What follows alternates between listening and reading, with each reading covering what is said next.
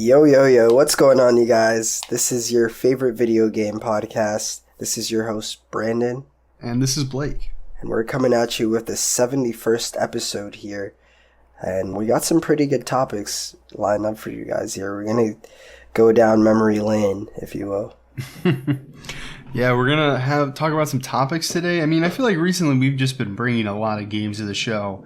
But today's going to be more discussion-based because we had some good ideas kind of pop into our brain. So let's just get right into those and then we'll talk about a game later in the episode.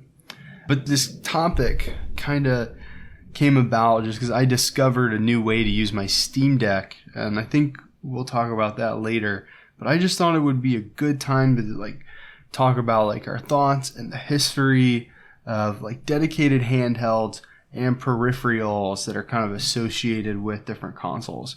So, for example, the Nintendo DS, and how that kind of was out at the same time as the Wii, and one was a handheld, one was kind of a console, and then you have the PSP and the PS Vita, and how they kind of complemented, PlayStation 2, PlayStation 3, and then now, they had VR, PlayStation VR for PlayStation 4, and they just released PlayStation VR 2 for the PlayStation 5. So kind of just wanted to touch on maybe how that's changed over the years and kind of what our thoughts are on all of those. So I guess just first off, Brandon, let's start with Nintendo because that one might be an easier one to kind of just ease us into. So they used to kind of split their devices, right? They had the Wii, the DS, they had this Game Boy Advance and GameCube, and I think there are a couple others as well. I think Wii U and 3DS.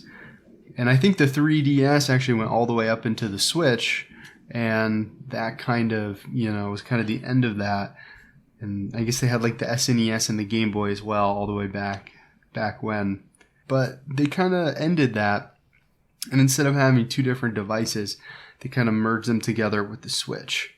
And I kind of just wanted to ask, do you like the combination? Do you miss the dedicated handhelds? Which dedicated handhelds did you have? What were your favorite aspects of those? Well, I guess to answer your first question, I do enjoy the combination of being able to have access to multiple handheld libraries on my Switch.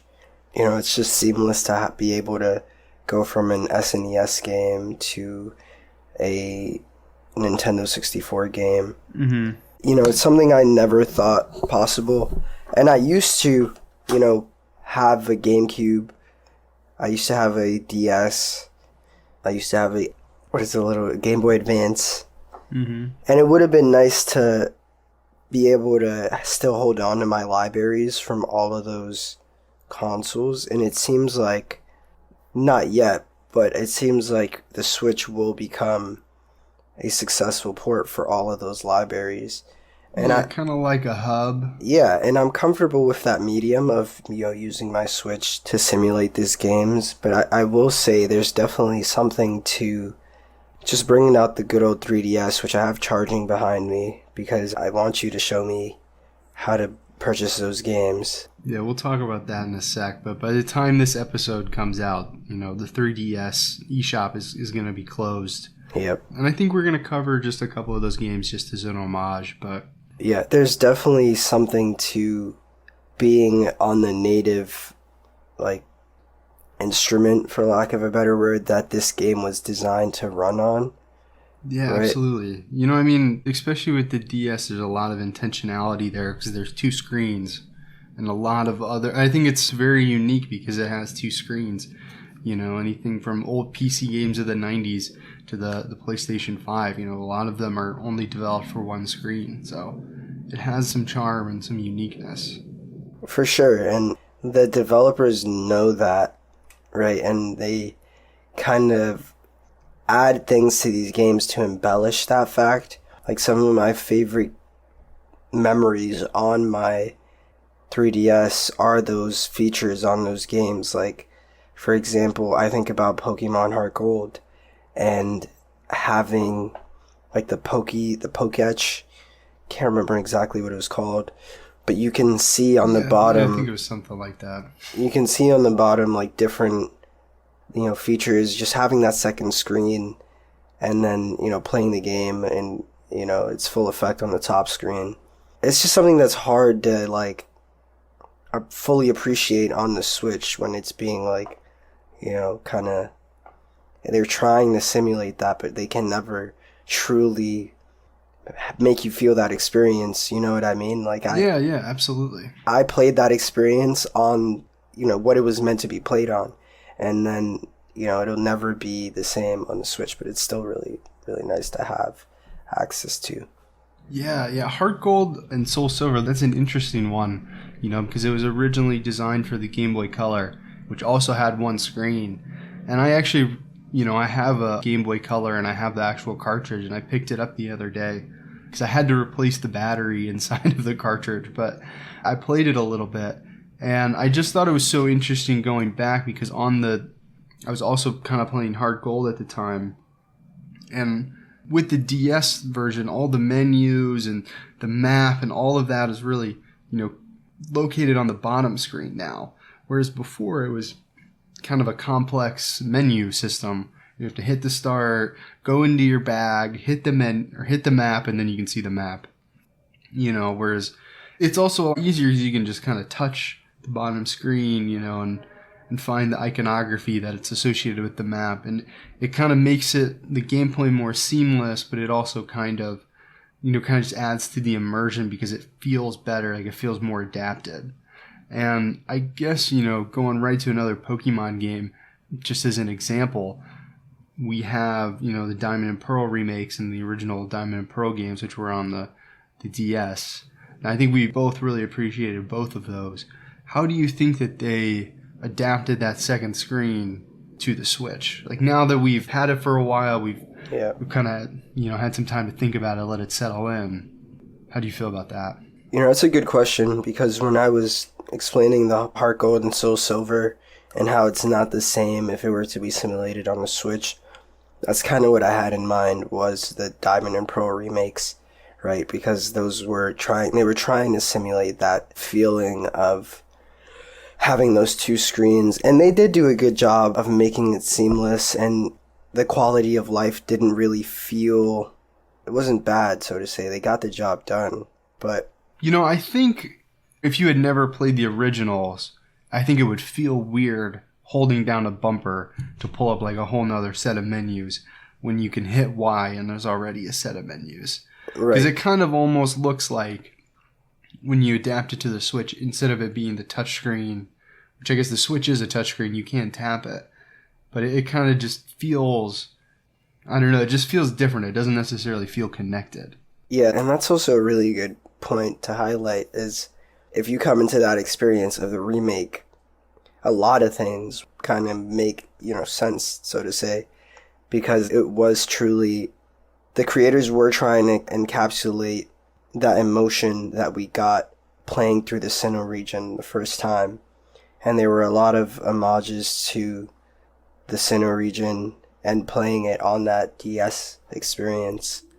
There's also a lot of functionality too. I mean, the bottom screen, it was not extremely useful. I don't think it necessarily made the best use of the bottom screen, but it definitely had features and uses, and without those features, they would be missed. And I mean, it was very functional, and it added to the experience. You could see if one of your Pokemon had laid an egg, for example, or you could count your steps. I mean, it did add some features and functionality. And it kind of, just because it was designed that way, I think it would have felt weird not to have it incorporated in like another screen, as opposed to being organically added to a single screen game. I definitely agree with that. I had a question pop up, but I'm losing my train of thought. Darn it. It's okay, man. It happens sometimes. And they go. This is a great question. Well, maybe it'll come back to you. Yeah. Can you think of any other DS games that you felt like really used the bottom screen well? This wasn't a game, so to say, but the Picto Chat. Do you remember using the Picto Chat? That was a really good use of that two-screen system. You could like write messages and send them. Yeah, and then just like... Did you use that in school? I used to use that all the time in school. It was really fun to just bring my DS and have a little local PictoChat lobby with my classmates, and we would just, send each other messages, draw little things. And what else? What else in the DS? Felt really good with that 2-screen system. I was playing one of the earlier Mario games on my DS. Mm-hmm. And that felt really seamless. Just having those 2 screens. The bottom, you could just see the map. The top one, you're just playing through the Mario world. But you could kind of see the path that was laid out in the bottom, and you could just easily reference while you're playing, what world you're in and what you're doing. 2 screens is better than 1, I think it's safe to say. Yeah, I think Mario Kart really did a good job with that. And I think it also really utilized the handheld nature of it and, kind of the technology of the times. I remember getting on the bus going to school and just kind of sitting there.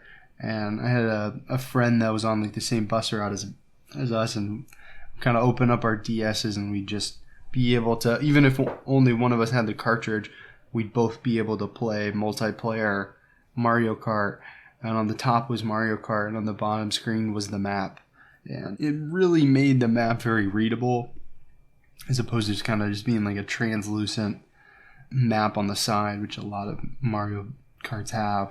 Yeah. Being on the bottom screen, it was really cool. I don't remember if it showed items coming in or anything like that. I haven't played it in a while, but I do remember that as kind of a core memory. And also it's just cool that they added that, technology and functionality to do wireless multiplayer, with the DSs. And I thought that was really cool. The multiplayer was really well done on the DS, and I feel like that's an iteration from the Game Boy Advance that I feel the only way you could play multiplayer on that was through the cable. That cord, yeah. The good old cord. Yeah. And I still remember having Pokemon battles with that link cable. Just having to connect to the other GBA and then having a good old battle or trading. It's so interesting how technology can give us these memories and just take us back to a period in time.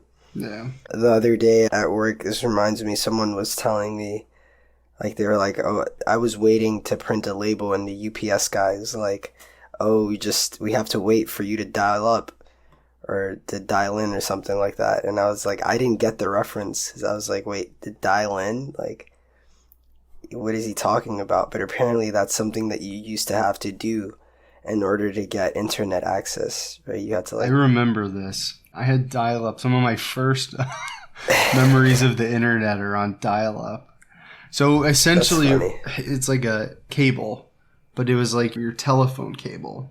It's very similar to how the Ethernet ports look. Mm-hmm. And it was kind of it was a cord like that, and it would go into your wall, but it was set up by the phone company. Yep. And it went through the phone line. So if you had a Comcast phone line, you'd also have Comcast dial-up, and it would go through the same line. So you couldn't use the phone at the same time you were on the internet because it used the same line. Yeah. And it was you dialed. I think that's why it was called dial-up, because you were kind of dialing with the phone line to get to the internet. Man, I haven't thought about that in forever, man. I had a Tonka. So I don't even know what kind of video game it was. It was something where it was this plastic piece, and it would lock onto the keyboard of a computer, and it had different levers. And oh my gosh, I'm really trying to pull this from the annals of my mind here. But it had levers and buttons, and they would press down on this plastic, I guess mold, and then it would push the buttons on the keyboard.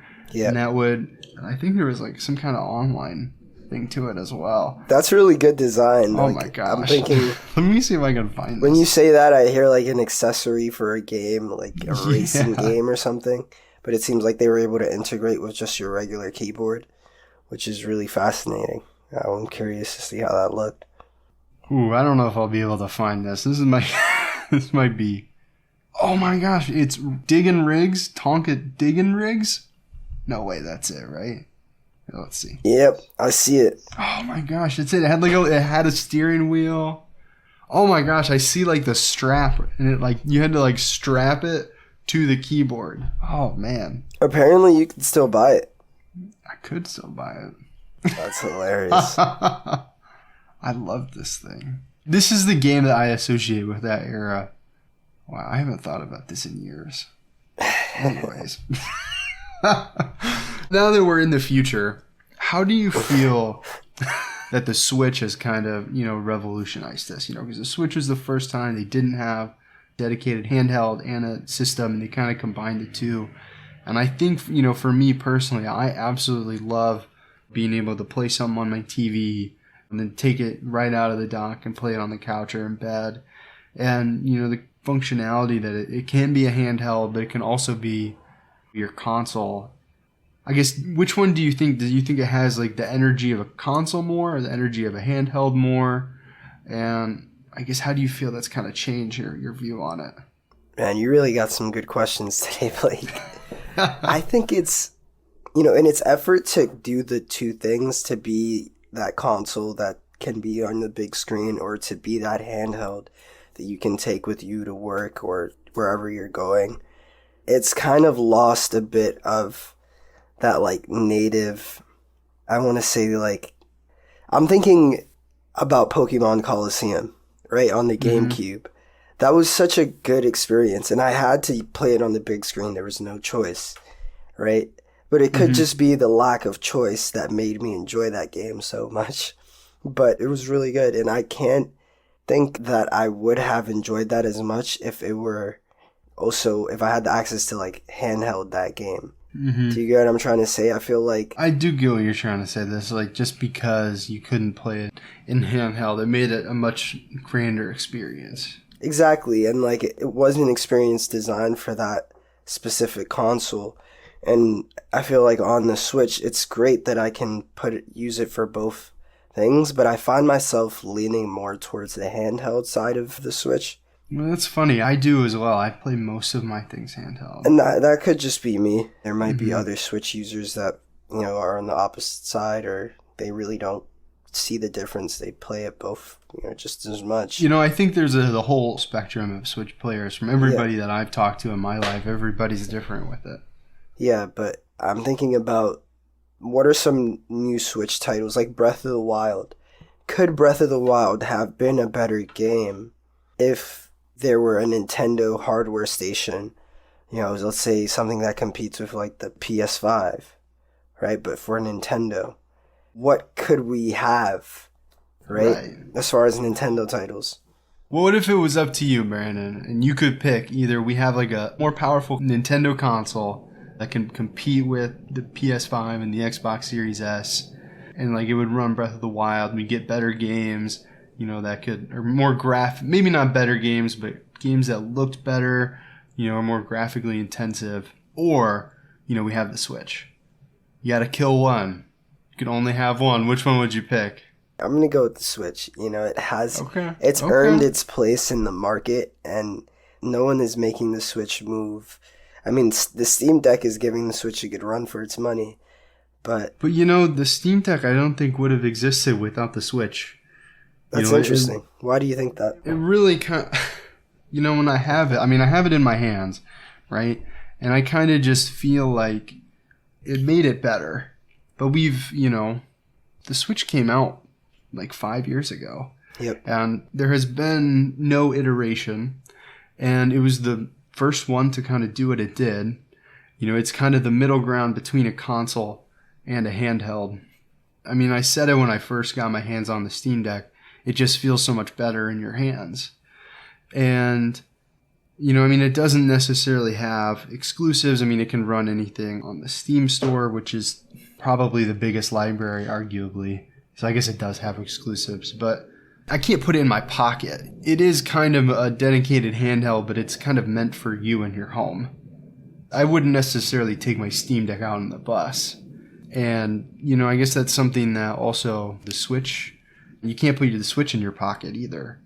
Right. And, I think that it kind of compromised being a handheld, and it compromised being like a standalone system. Like, it's not as powerful. It is portable. You can't fit it in your pocket like you could with a Game Boy or the DS. but you can still take it on the go. You can still play it on the plane. You can still play it on Amtrak.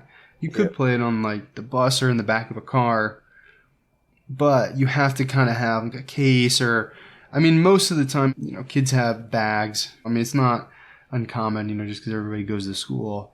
It's not uncommon to carry something around that's of this size with you, but it does kind of compromise on like the pure portability of it. And I think that hadn't been done before. I mean, like I said, like the DS and the Game Boy, they could all fit in your pocket. The PSP, PS Vita, which we'll talk about in a second, those could fit in your pocket. And I think it is like a dedicated handheld, like the Steam Deck, but it wouldn't. I don't think it ever would have succeeded without the Switch. The Switch kind of did it first, and it made people see that, oh yeah, you can have, a handheld that's meant to be handheld, but it's meant to be, a larger, grander experience. I mean, if you look at the Game Boy screen compared to the Steam Deck screen, you could fit like 6 of them in there. In essence, that makes it grand. And, or at least, a better playing experience in today. And, I can throw it up on my TV or my desk monitor. So I don't think it ever would have been conceived without the Switch. Do you think it kind of picks up where the Switch falls short as a handheld? Because, I mean, it essentially... Absolutely. I mean, like, the Joy-Cons, man, they're not... I mean, maybe some people find them comfortable, but I'm playing a couple of games on my Steam Deck right now, and I'm also playing some games on my Switch. And when I go back, I mean, the Steam Deck is at least 2 or 3 times heavier than the Switch, which you would think would affect how you would play and the length of play. But when I go back to the Switch, I'm like, oh, this is lighter. But then I'm like, man, it just is a pain to hold because it's flat. The ergonomics of holding it are kind of uncomfortable because, our hands are not really designed to grab things that are flat. We grab things that are spherical, can take all kinds of shapes. So I would like a little bit more like grips and contours, and you can buy grips and whatnot for the Switch, but I wish I didn't feel the need to do that. Mm-hmm. And if you do buy one of those grips, it kind of takes away the functionality, of slipping it into a dock. You do kind of need to take it out for some. I feel like I lost the question. What was the original question there? Does the Steam Deck pick up where the Switch falls short? Yeah, so I guess in terms of ergonomics, it does. It doesn't have an OLED screen, which, something that the new Switch models do have. I personally have never used an OLED screen, so I can't really kind of say where the differences are there.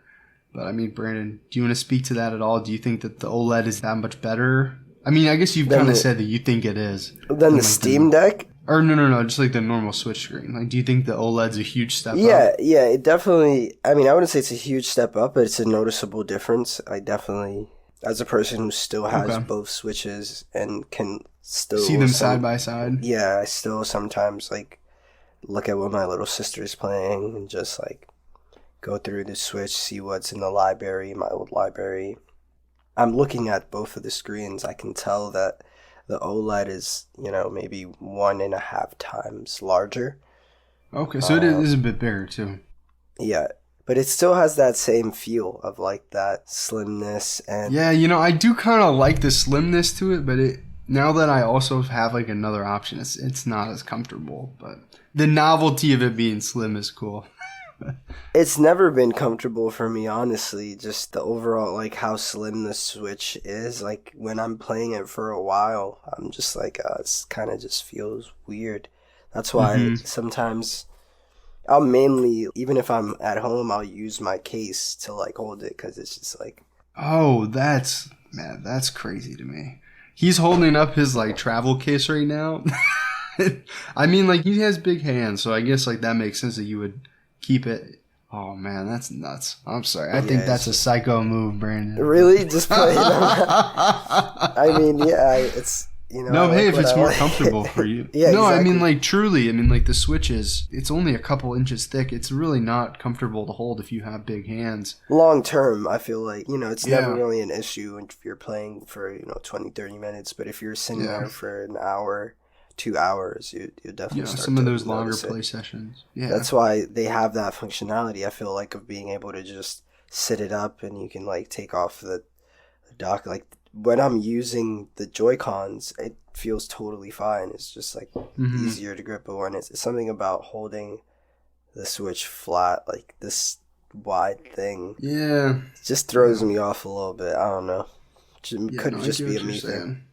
No, I get what you're saying. I mean, it's not comfortable, and I do have like a set of off-brand Joy-Cons that do have some contours to them, so maybe you could try that, or like a grip or something. Yeah, I have one, this right here. Yeah, he's holding one up. Really nice. And this comes, I think this comes with your Switch. Yeah. That's really good. I bought the Mario Pro controller. Love that. So I guess I'm just spoiled, Blake. I'm just spoiled with the ergonomic controls on my Switch. I want to play. Yeah, I got the Pro controller as well. The Pro controller is amazing. I love that for certain games, especially Smash Brothers. Yeah, that's really awesome that you have that ability. You can have...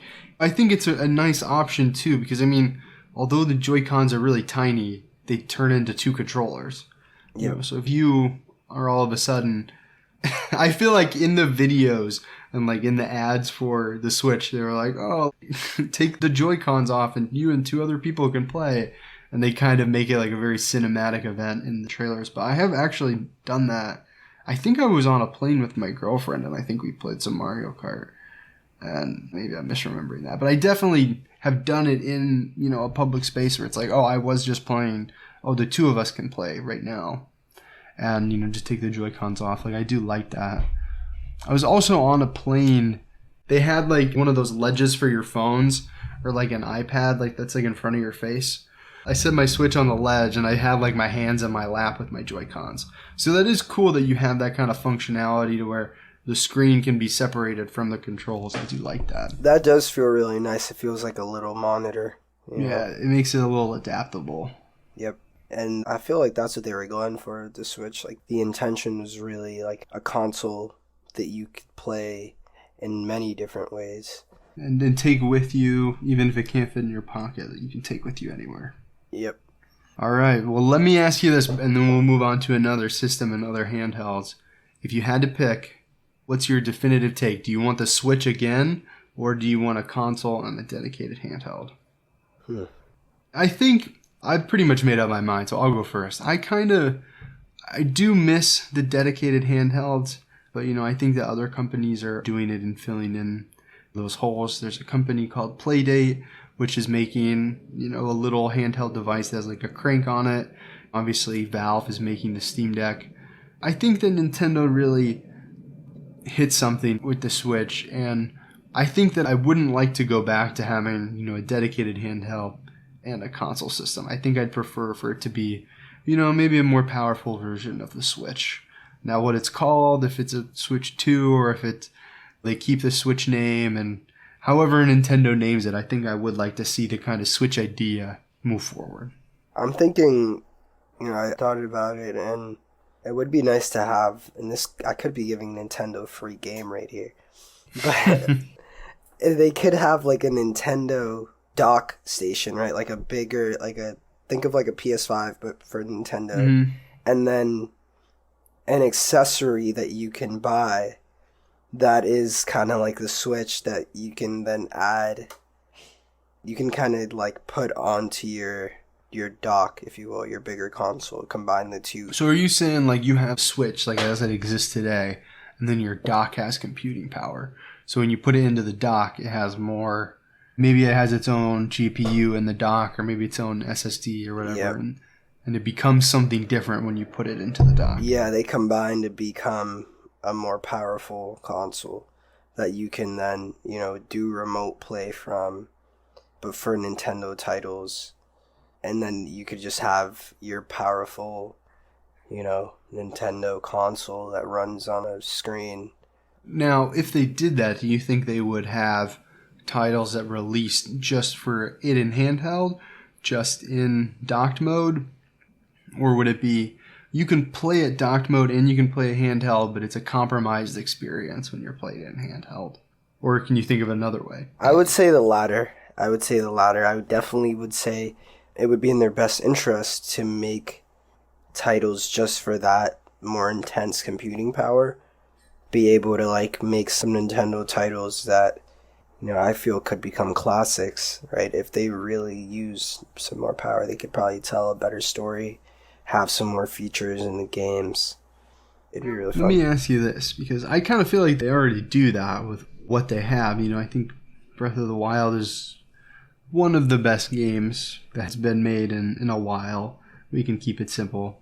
But, you know, you made it further into Elden Ring than you did Breath of the Wild. So do you feel like, for you as a gamer, that you just kind of bounce once you kind of bump against the edges of Nintendo and you kind of start to see the frame rate drop, you see the pop in?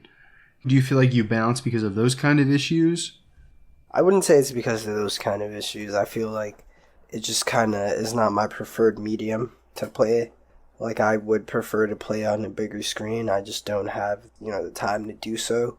And so I find myself playing more on the handheld with my Switch. And then, you know, sometimes I'm just kind of discouraged by being on the handheld and not getting the same experience as being on the bigger screen. Well, you could just plop it right in and change that. Are you just, I guess, is that coming from you have the Switch with you when you're out? So it's like, you know, the best console you have is the one that you have with you, and you play that by default. And then when you have other options, you know, even though you could play the Switch on the bigger screen, you're just drawn to the PS5, which is also on the bigger screen. Yeah, exactly. Just because it looks nicer, there are more variety of titles. It runs games. It goes deeper. The games go deeper. Like, I'm thinking, like, I don't want to make any, like, messed up comparisons here, but I'm thinking, like... Just say it, man. This is our pod, dude. They might come at you in the comments on YouTube, but... Brandon Prenz, his name might be Mud, but... I'm thinking about the difference between running Skyrim on my PS5 versus running it on my Switch. Yeah, there's no comparison. The Switch really can't really do it. I mean, it's a compromise. It totally can, but it's just not... Yeah, it's just not on the same level. Yeah, it's really not. And I've ran into that issue with my Switch where I'm like, oh, this title's amazing. Like, I love this title. I'd love to play it on the go. And then I'm like, I don't want to do that, not on the go. You just don't want to do it to yourself. No, I don't want to, because I've had that experience in a different medium that's just that much more enjoyable. It's not, to me, I'm not getting the same dopamine rush, if you will. So. Yeah.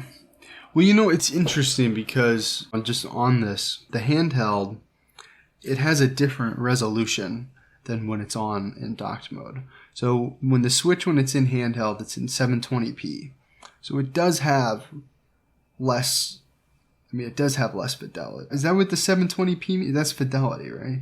Here, let me look. It's getting a little late. I feel like I got to use the right word. Okay, I don't know why my brain did this. Okay, so the 720p is the resolution, right? Yeah. And the 1080p is the resolution. I think I said that, and then I think my brain futzed out. Fidelity of games as a concept describes the level of representation of or accordance with reality. The level of fidelity has influence on the interaction between player and game. It's the resolution, though. It's not the fidelity. I apologize. Yeah, I'm seeing like fidelity in regards to PS5. You're talking about being able to use 4K visuals with a 30 frame per second target frame rate. Okay, all right. So the resolution is the number of pixels that are displayed per inch for an image. So, for example, if you're in 720p, it has less pixels per inch than if you were in 1080p. So if you're in handheld, just because of the nature of the resolution, it has less picture quality. And then when you put it in docked mode, it does have better picture quality in the resolution because there are more pixels, which I think is what the P stands for, which is pixels. So 720 pixels per inch and 1080 pixels per inch, which 4K, as it turns out, is 4,000 per inch. So damn, it is a big upgrade, and you can kind of see if you Google it. It does kind of show you what an image looks like in 720p, or it's an approximation of what the same image looks like in the different resolutions. So Dude, those are some tiny pixels to fit 4,000 in 1 inch. yeah, Tiny. but it leads to clearer picture quality. So when you are playing in handheld, you are kind of playing it at a muted experience, but you also, I think it is more clear, whereas because now I don't know, I'm not an expert on this, but I think because there are less pixels, it makes the edges more defined. That's what I think. I'm not sure, but that is my thoughts on that. So now, does your monitor that you have, can it do 4K? It doesn't, but it's a curved monitor, and it's just like, I love the way it feels on my eye. Yeah, definitely. So yeah, I mean, maybe you should do benchmark this upcoming week and see if you do like one game in handheld, and then just put it right in docked mode and see it on your monitor and see which one you actually prefer. You know, if you were gonna do like a pixel game, you know, Eastward would be a great way to test it. Yep. And then you could go Breath of the Wild too. And I love playing Breath of the Wild on my monitor. Yeah, that's how I played a lot. Pokemon as well, like the newer Pokemons. Mm-hmm. So they do a lot of, you know, visual stuff. What else? It plays really well on the monitor. I really like playing Mario Kart on the monitor. I think that's a good one. Yeah, Mario Kart's a good one to just have like on that close experience. Super Smash Bros. Is a really good one to have on that experience. Mm-hmm. Minecraft runs really, really well on the Switch. Mm-hmm. Yeah, I'm noticing now that I'm thinking about my library, the majority of the games that I pick up, I do play specifically to play in handheld. Because I'm like, oh, I could buy this on different platforms, but I would prefer to buy this on the Switch where I can play it in handheld. Since I got the Steam Deck, I have been buying them on Steam Deck just because, one, it's cheaper, and there's more sales, and it just has more processing power, and it's a beefier device, so it can run them a little bit better. But generally for the indie games that I'm picking up to play in handheld, the performance isn't going to vary all that much, but it might a little bit. Yep. But let's move on to our, the next consoles that we are going to talk about. Did you ever have like a PlayStation Portable or PlayStation Vita? I did. I had both the PSP and the PS Vita.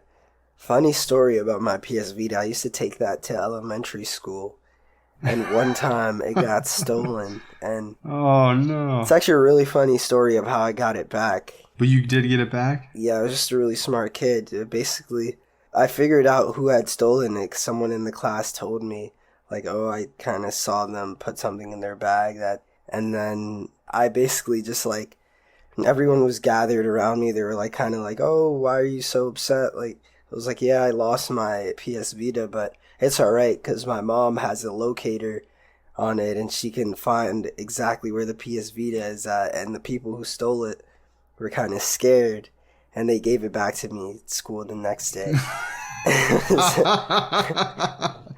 So it's crazy that I was able to like think of that solution at such a young age. But it's a funny story. Good thing they didn't call you on that bluff, man. Dude, the PS Vita was so small. It was like literally smaller than my iPhone, 14. But it was a really small console for the time. And it was really fun. I can't remember exactly. I think I had like Need for Speed. I might have had Final Fantasy, Ratchet and Clank. Do you remember this one as fondly as you do with some of like your other Nintendo handhelds from the time? I do. I definitely do, because that was kind of my introduction to the PlayStation library. Mm-hmm. And before that, I never really had access to it, except for when I would borrow my uncle's PlayStation. My uncle's PSP. So it was nice to have my own little like PSP that was even smaller and more portable. And it was such a just cool little system too, like the buttons. Yeah, the buttons felt really good. The bumpers felt really good. Like the slide up feature. It kind of made me think I had a sidekick, which at the time I really wanted a sidekick, but I was also like 7 years old and had no reason to have a sidekick. But A superhero Brandon. I saw my older cousins with it, and I just really wanted one. That's funny, superhero Brandon. But you know what I'm talking about, right? Like, you remember the Sidekick, right? Those are like the phones, right? Or am I thinking of something else? The phones that will, like, just pop up like that, and I think you can use MySpace on them. Is that what you wanted it for? Oh, yeah, I remember these. They just... No. Oh, so did you have the PSP that slid up? Yeah. Oh, man, that is cool. What was that called? That one is called the PS Vita, if I'm not mistaken. I'm pretty sure the Vita... Oh, hold on. I gotta look this up because I don't know. Oh, okay. It's not the PS Vita. It's the PS I think Go. The PS Go. The PSP Go. Okay. Yes. That was... Yeah, and it just flipped up. Yeah, that one's really cool. Yeah, I had just the regular PSP, but I never had the Vita either. Did you ever get that one? No, I never had the Vita. I only had the regular PSP and the PSP Go. Sorry for that. No, you're good. Here, I think the PSP Vita came out a couple years later. So the PSP Vita released in 2011, and the PSP originally released in 2005. So that's, 6 years later, they released another handheld. And I just think it's interesting because I had the PSP. I never really played anything on it. I had all kinds of games, and I guess I played like Medal of Honor. I would say that was probably my most played game on the PSP, which is kind of just like a Call of Duty knockoff shooter. But I never really felt like it captured me. I never really felt like I got the most out of it. I never felt, super connected to any of the games that were on it. And I just kind of always felt like it was a little bit of a letdown, personally. So, I mean, you don't feel that way, though, just because it was your first time experiencing the PlayStation library? Yeah, it was my first time experiencing that. And also, I remember my uncle had a PSP, but he never wanted to share it with me. Because he was afraid I would break it. And I probably would have. I was very, destructive as a kid. Like, anything I got my hands on, I would just find a way to break it somehow, and I'd be confused as to how I broke it. But I would watch him play on the PlayStation a lot, and sometimes we'd play on the PlayStation together, and that's how I started playing, like Midnight Club, some other titles on the PlayStation. I can't really remember, it was so far back, PS2. Mm-hmm. And I wanted a PlayStation so bad. I used to, when my uncle was playing and I couldn't play with him, I used to take a remote and then just pretend I was playing along, even though I wasn't. So when I got my own PlayStation, man, it was just damn, I have game over, man. I have my own little PlayStation. It was tiny, but it still got the job done for me. I was playing all the games that I really wanted, all the newer titles that they had at that time. So it was really fun. Yeah, I guess for me personally, I kind of felt like it never really, I don't know, just never really kind of lived up to the same level that the console games were. Because I guess I had a PlayStation 2 before I got my Vita, or not Vita, before I got my PSP. So I had kind of experienced the Ratchet and Clank games and on the big experience. Yeah, I had experienced some of those, and then when I got the handheld, I just kind of felt like it was just a little bit lesser than. And they were making just a smaller compromise version of what I had played on the PlayStation 2. So I guess that for me, that's just kind of how I felt about it. So I'm glad to hear that you had a different experience and that that was your way into those kind of games and those kind of PlayStation experiences. So yeah, that's interesting. I could definitely see myself also being kind of jaded by being on the smaller little PSP Go. At that time, it must have ran 480p. Who knows? 720 I guess I could at look best. It must not have been running very much. Yeah, it says 1 gigabyte. This is 480. Oh god. 480 by 272. So that's not even 360p. That sounds like 360p. I'm not gonna lie to you. So I can see with it. You had the bigger. It's like the Switch again. If you're playing on that bigger screen, this really does make the difference sometimes.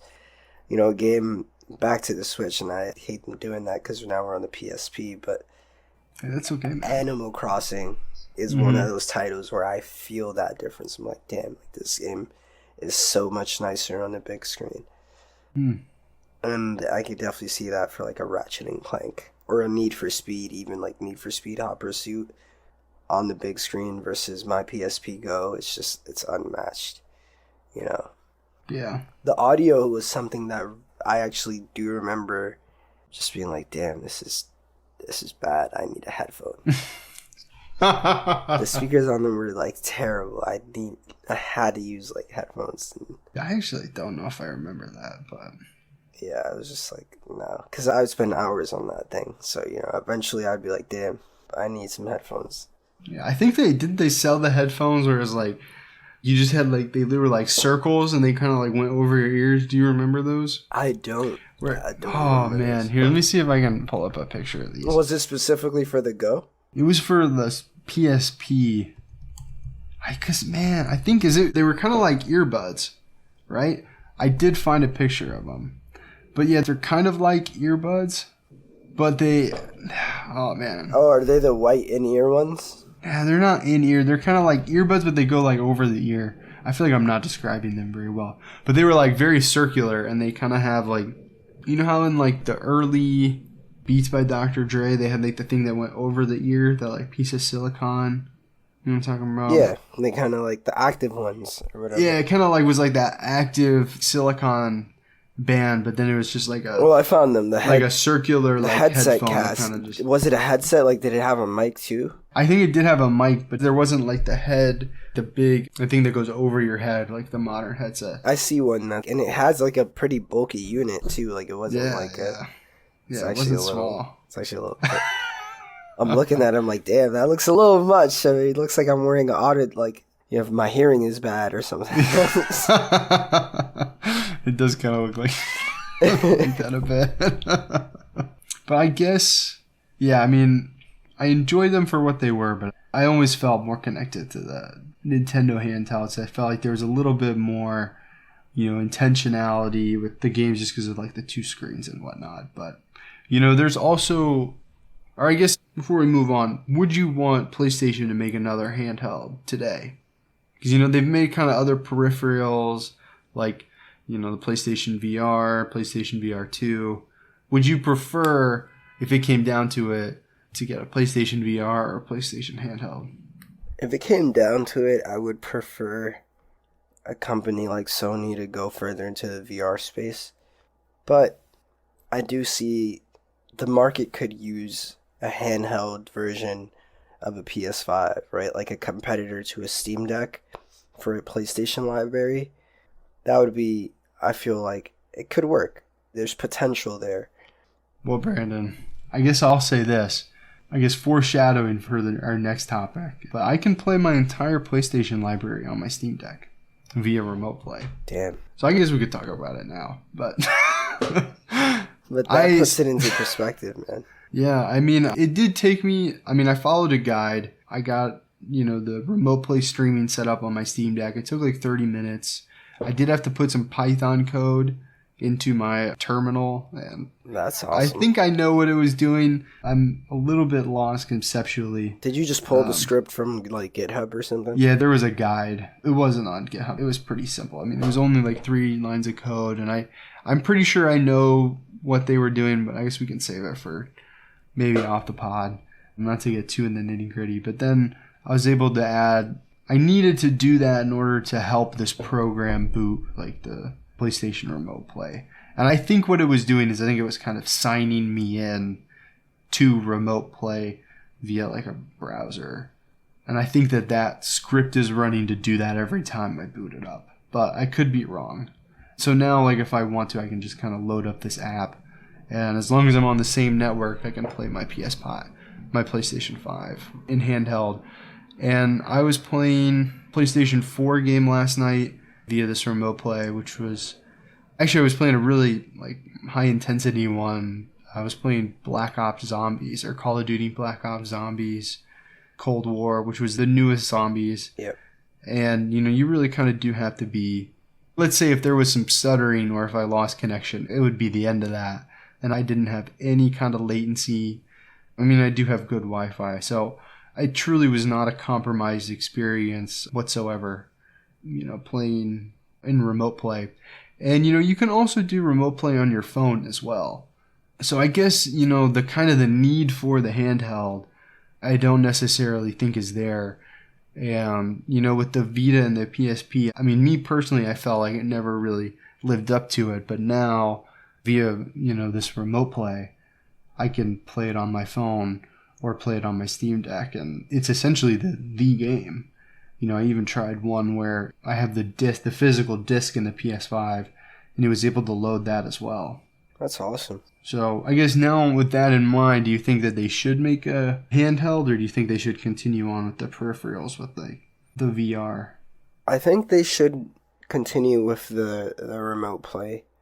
I think it seems like they've invested a good amount of money into that. And it works well. One of my coworkers was showing me not too long ago how he plays on his iPhone. Mm-hmm. And he even had bought like a whole like one of those like controllers. Yeah, I think there's like the backbone or something. Yes, that's exactly what it's called, a backbone. And he was showing me it, and it was looking great. Like, it looked like a little Switch for the PlayStation. Right, the screen on the iPhone works really well. The iPhone has like an A6 chip, which is super fast. It's also got a great screen as well. Yeah, so it was impressive to see. I was like, that's awesome, and it didn't seem like it was a compromised experience for him at all. Now that I'm thinking about it, he might make a good guest to bring on the podcast. I'd love to pick his brain on the remote play experience and how it's been working out for him.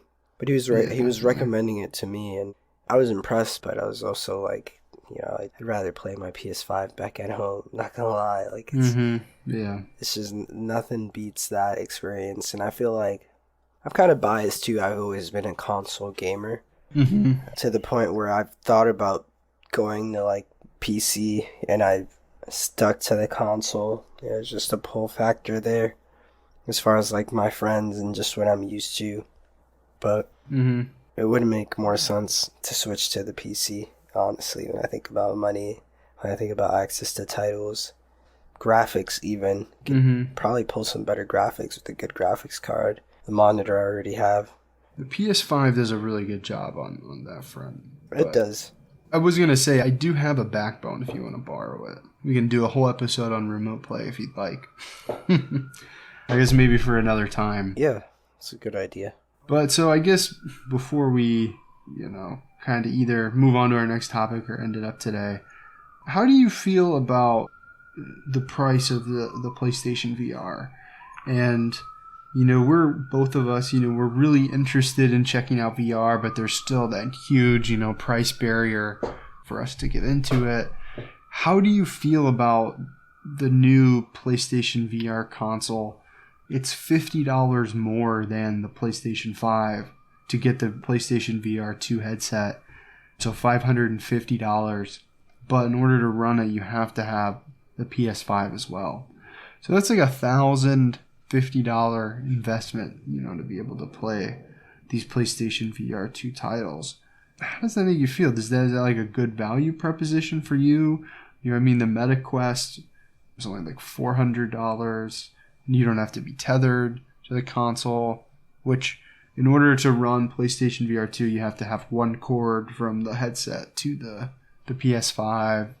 I guess, what are your thoughts on this? We haven't really talked about VR in a while.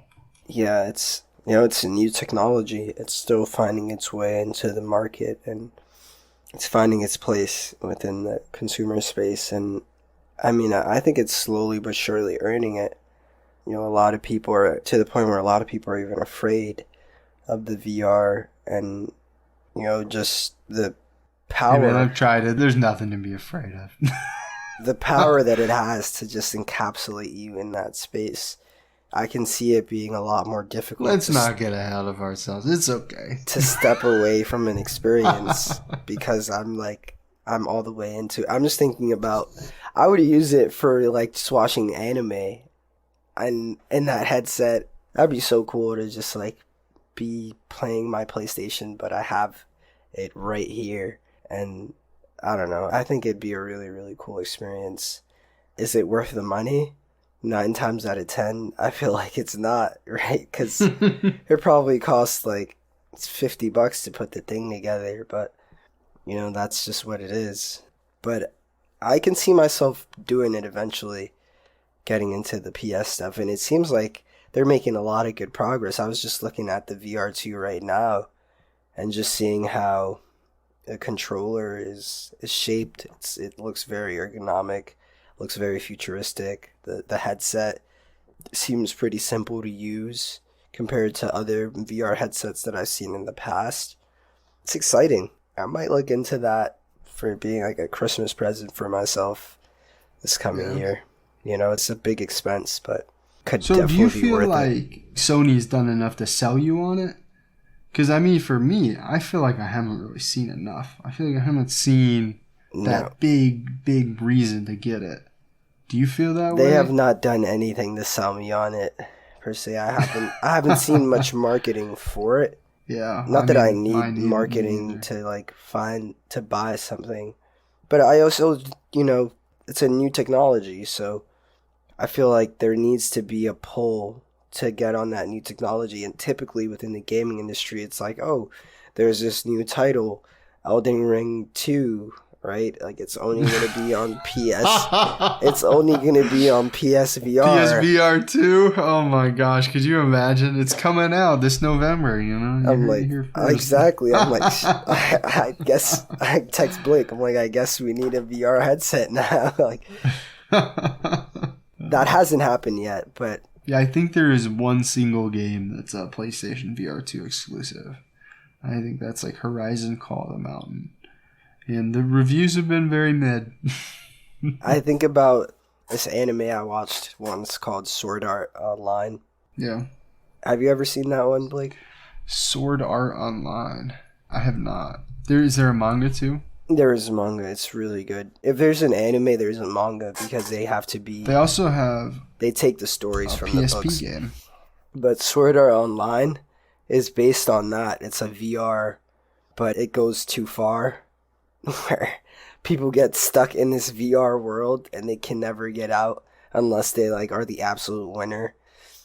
And if they have a Sword Art Online kind of experience, I would love to get my VR headset and get into that world. And to my understanding, there kind of already are some VR experiences like that. Well, you could get the PSP game for Sword Art Online for $23 on eBay. So there you go. You don't need a VR headset, you need a PSP. That's Man, funny. Brandon. I've been slacking. Dude, I've been slacking. It's on the Switch, too. Oh, is it really? That's so funny. I guess we gotta play that game. I couldn't tell for a second. It looked like he just wasn't gonna respond to me. Like he wasn't gonna say anything. I had to search this up. I think he was interested in it. I think he was just shocked that there was a Sword Art Online video game. Oh man, this doesn't... It looks like Dragon Quest, kind of, like the fighting mechanism. Well, hey man, if you want to bring it to the show, I'll play it with you. This actually looks kind of cool, I'm not gonna lie. Some of the enemies in this... Hey, maybe this could be a sleeper hit, man. It could be a sleeper, but dude, if they bring it to VR, I'm all over that. That's the day. That's the day I'm pulling the trigger. And I'm getting in the VR world, dude. And I already have thought about it, just being on my PlayStation, having that VR headset, just watching a good YouTube video in my headset. So do you think it's worth it for you to get the PlayStation 1 that can be integrated with your PlayStation, or do you think you would go the MetaQuest route? Like, let's say money wasn't an option. Which one would you go with? I would go with the PlayStation one because I already have half the unit. Mm-hmm. And it would pair well. The MetaQuest, I'm not too sure how it would work. I'm sure it would probably still pair it with my PlayStation. But dude, that's... I mean, you did say money's not an option, but it's $1,000. And also, I don't know how I feel about supporting Meta anymore. I feel like Facebook is dead. And, you know, that company just it could stay over there as far as I'm concerned. Yeah, I feel the same way, man, which is kind of the disappointing part of, the corporate ownership of that. Yeah. But back to the VR headset, dude. I see myself in here just lost in the VR world while I'm in the confines of my small room. So, yeah, I think someday we'll be able to check it out, but I think that the cost is just a little bit too much. The price point is crazier, and as bad as I want that headset too, they're advertising 4K HDR visuals, which, PS5 wouldn't be the first time the PS5 does that and doesn't meet up to that expectation. Hey man, 8K is on the PS5 box. I just want to remind you.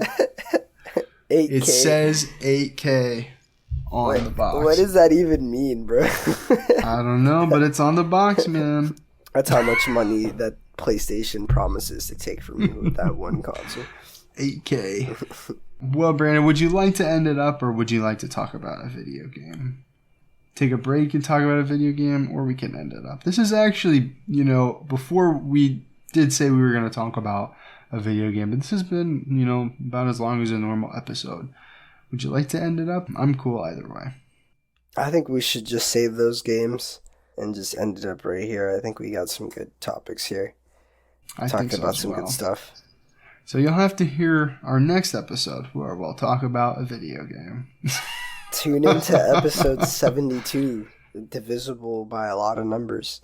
72. 11 is one of them. Is 72 divisible? I don't think 72 is divisible by 11. That's... I had you for a second. You did. I was like, wait, hold up. How many times does it go into it? But yeah, it's going to be a lucky episode. 72. Well, thank you so much for joining us on this journey that we've been on this episode, in episode 71. We really appreciate it. This couldn't happen without your support, so thank you so much. I've seen an increase of listeners on YouTube, so if you're watching on YouTube, thank you so much. It'd help if you gave us a like, or if you left a comment. What do you think? Do you want to see a new dedicated handheld from Sony? Do you want to see one from Nintendo? What do you think? That would really help us out. If you leave a comment, like it, or hey, you could even rate us and review us. If you're on Apple Podcasts or Spotify, that would help us out. But the best way to support us is just to tell a friend that you think would like it. Yep. Tell a friend. Share our podcast. Definitely find us on Patreon. That's a great way to support us. Like, comment, subscribe. Spotify, run it up. Just play our podcast while you're sleeping. Yeah, turn the volume all the way down, or turn it up. If you like our voices, just listen to it 24/7. Oh man! All right, well, let's end it up. Thank you so much for joining me, Brandon. I had a great time today. Likewise, it was a great episode. Well, thank you for joining us. However long you've been listening, we really appreciate it. And if you've made it to the end, you're a true Sticky Buttons podcast fan, so thank you. We really appreciate it. Shout out to you. Bye.